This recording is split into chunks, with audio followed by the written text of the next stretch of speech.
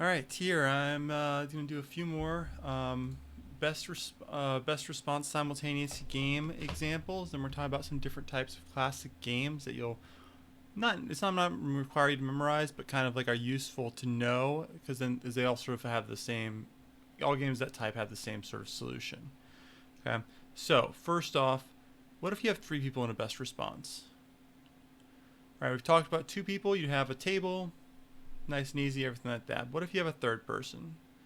So let's set this up here. We got three people, um, three roommates. They all have a choice in helping to clean the house or not cleaning the house, etc., etc.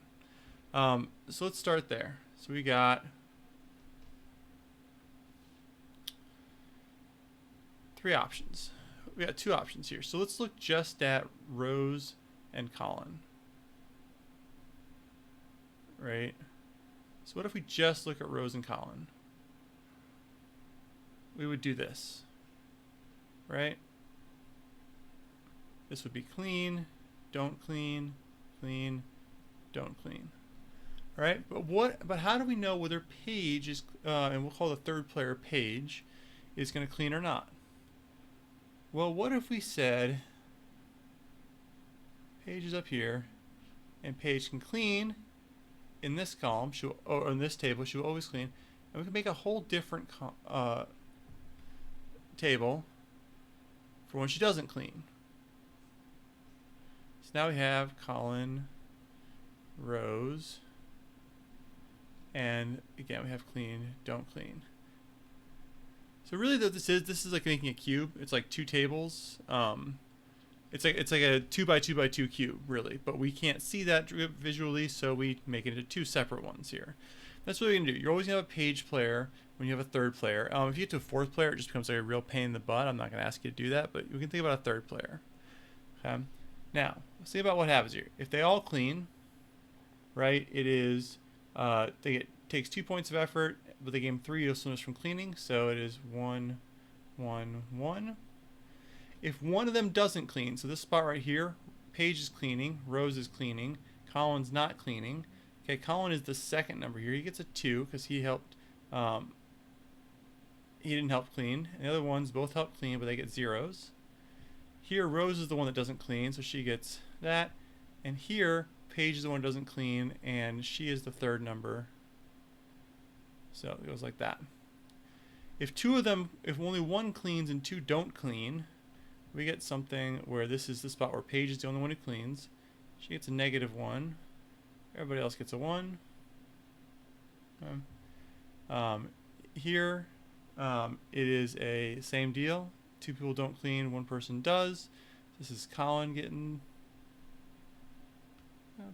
and here is 1, or -1, 1, 1.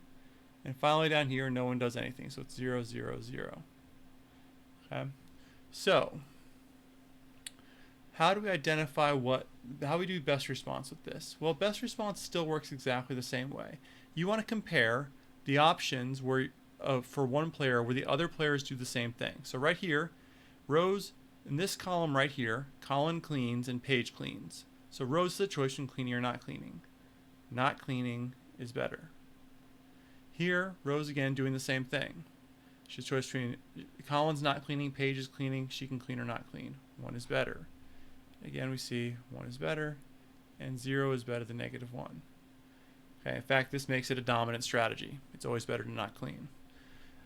Colin, same choice, right? We can choose between these two. In this row, Rose is cleaning both times and Paige is cleaning both times, and Colin is going to do better with 2, with a 1, 1, and a 0. And for Paige, we're actually comparing. We want to compare where both Colin and Rose are cleaning. So this is Colin and Rose are cleaning, Paige is not cleaning. Colin and Rose is cleaning, Paige is not cleaning. So 2 is better here. Here it's 0 versus 1. 1 is better. 0 versus 1. 1 is better. -1 is 0. And so the Nash equilibrium, right, is right here.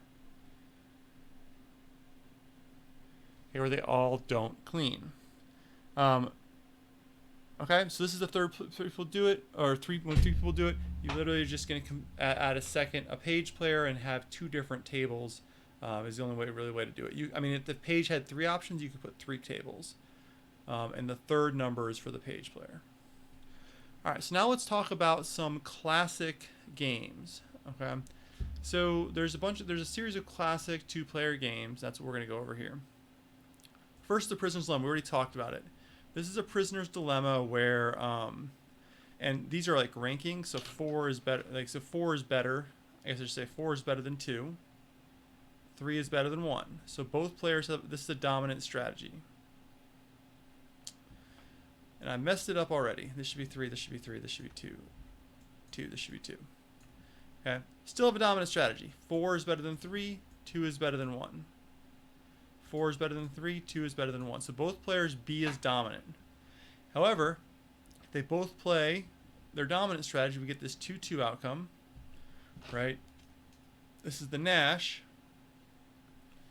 here, but this right here is a better result. And that's a hallmark of a Prisoner's Dilemma. If both players do the opposite of their dominant strategy, they actually do better than if they both do the dominant strategy. Okay. Second classic game is coordination. Okay, here there are 2 Nash equilibria. No dominant strategies. Okay, and they always occur when players both play the same strategy. The interesting thing about coordination is that this is pretty much a cooperative game. And it's purely cooperative. There's no outcome where both players have every incentive to cooperate. There's no way to argue or disagree with each other. Two Nash equilibriums, equal outcome, players play the same strategy. Assurance. Okay, assurance is basically coordination, except the 2 Nash equilibria are unequal. So there's 1 Nash equilibria you prefer over the other one. Okay? This game is really simple, right? We would expect this 2-2 situation to come out every time. That's the Nash equilibrium everyone would prefer.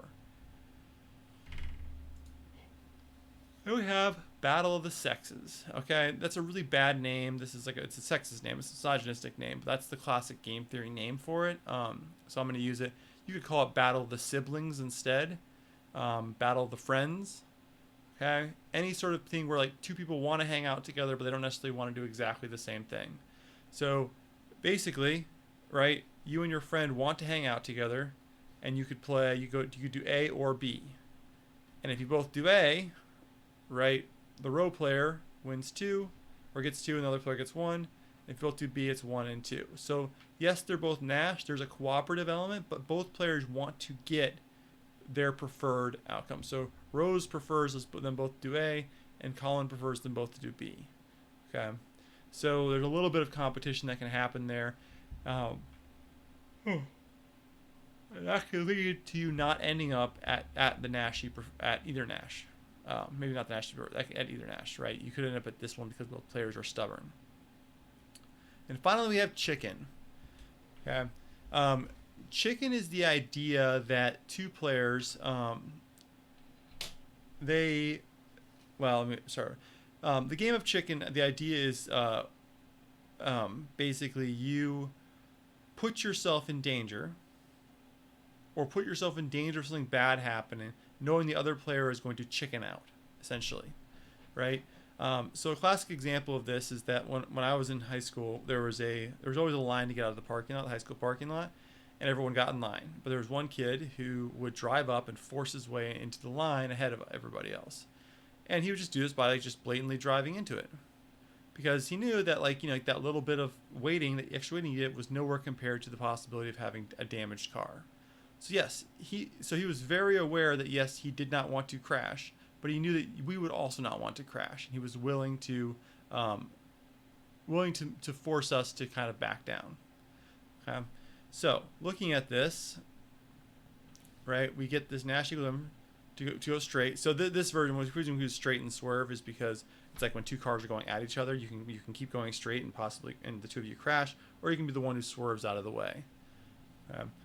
So swerving is sort of like the safe choice, but in theory, swerving makes you look weak, or makes you wait longer. And going straight is really bad if you crash. That's a -5, right? If you both swerve, nothing happens. So if you actually do the Nash, look for the Nash equilibrium, if the other person is going straight, it's better for you to swerve. If the other person is going to swerve, it's better for you to go straight. So we get these two Nash that are mirrored, 1 and -1. Okay.